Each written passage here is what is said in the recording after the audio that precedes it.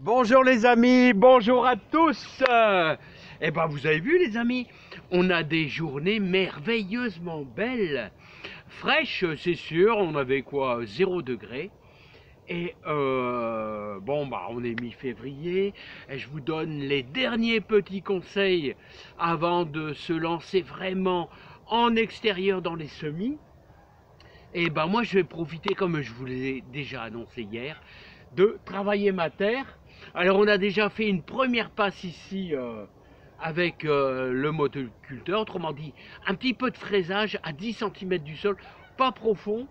Et le fait d'avoir donné un petit coup comme ça au mois de décembre, bah regardez, j'ai presque pas d'herbe. Alors qu'est-ce que je voulais vous parler? Bah bien sûr, au mois de décembre, on a mis notre compost, on a mis notre fumier. Euh, j'ai tout étalé et au mois de décembre j'avais donné donc un coup de passe et maintenant il me reste ma chaux magnésienne, autrement dit l'écume de betterave à continuer à étaler parce que j'en ai déjà mis ici. Et je voulais vous parler des solutions super importantes pour votre jardin.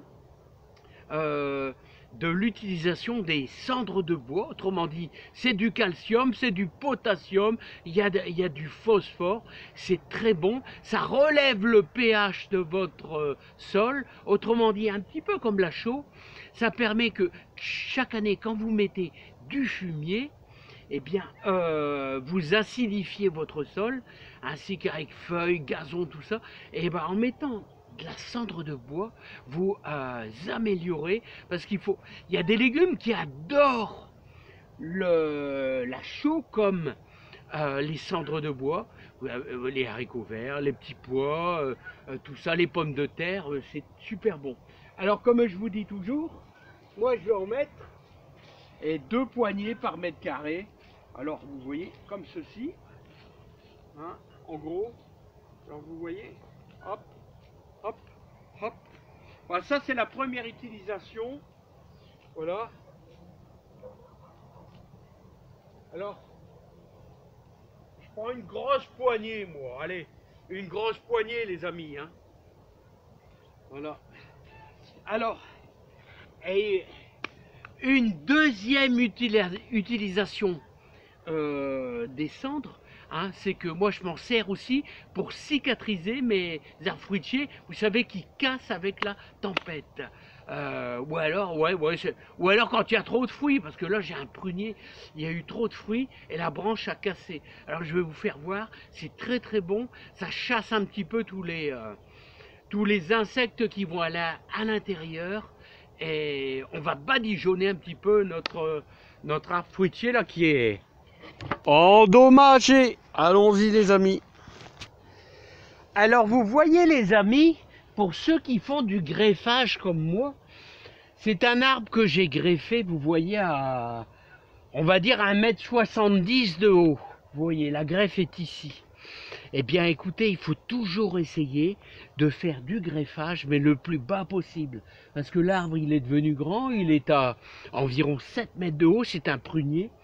Et vous voyez ce qui se passe avec les fruits, c'est qu'on n'arrive plus à les atteindre. Donc franchement, j'arrive à prendre les prunes du bas. En plus, c'est une variété ancienne, Reine Claude verte, que j'avais eu à des greffons à mon ami Arthur, qui a plus de 90 ans, qui m'avait appris à greffer il y a 35 ans, les amis. Hein, la greffe en fente. Alors, vous voyez, il s'est fendu. Hein, il a eu beaucoup de dégâts cet été, j'ai des branches qui ont cassé. Alors je vous invite à faire une pâte. Alors vous mélangez bien de la cendre, vous la rendez un peu pâteuse. Vous voyez comme ici là, vraiment c'est pâteux. Et vous allez badigeonner votre tronc. Ça empêchera ainsi, vous voyez, tous les insectes qui vont venir, qui vont détruire l'arbre avec les années. Hein. Mais là, la cendre, ça va. C'est un genre de répulsif et cicatrisant en même temps. Hein. Ouais, parce que j'aimerais bien le conserver. Variété ancienne, et puis mon ami Arthur, là, hein, c'est un sacré jardinier. Hein. Bon, ce monsieur est âgé maintenant, hein, mais il fait encore du jardin, vous savez. Hein.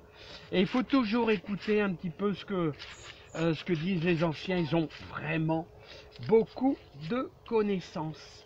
Voilà, moi, j'hésite pas à en mettre. Alors, vous voyez, alors il n'y a rien que la cendre de bois.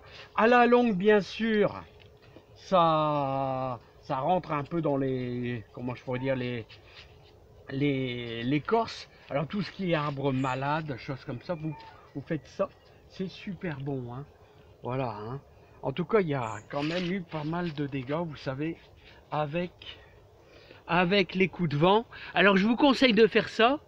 Hein, ça va soigner, ça va protéger un peu vos arbres. Et n'hésitez pas à en remettre, c'est très bénéfique et ça n'attaque pas du tout l'arbre. Hein. Allez, je vous dis à bientôt les amis, portez-vous bien.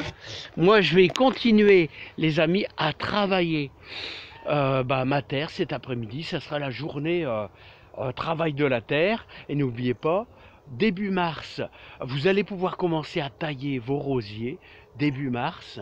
Et d'ailleurs, je vais encore faire quelques boutures cet après-midi également. Allez, à bientôt. Bye bye. Et regardez, là, super bon. Au moins, on va protéger cet arbre fruitier que j'y tiens.